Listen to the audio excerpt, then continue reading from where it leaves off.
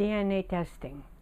Now you've seen the programs on television that makes it so desirable, so easy, so wonderful. And you've seen the ads that also makes it desirable and easy, as if discovering your ancestry is going to improve your life to an nth degree.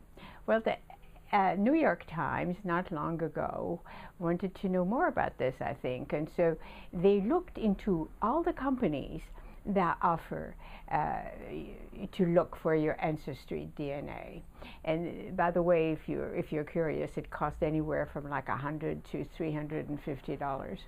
Well, what they discovered was that they do have limitations which they're not always upfront about. And the limitation has to do with their definition of race and ethnicity.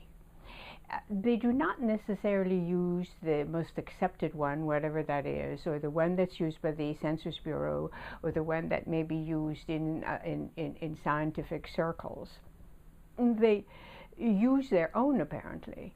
And what they've discovered is that a lot of people who identify as white turn out to have some African American blood in their ancestry. And in the United States, if you remember, a little bit of African American blood will make you African American.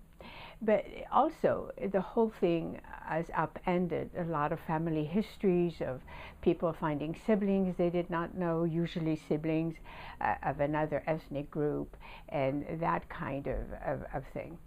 But my concern about all of this is that the way in which the whole DNA testing is being used this day is it really muddling our understanding of race and ethnicity, or is it clarifying it?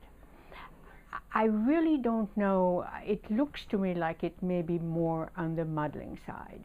Then I have another big concern, and that is, if you remember the title of Martin Luther King's book, The Content of Our Character, and the whole idea that what is most important is the content of our character, the values that we live by, not what physically make us up.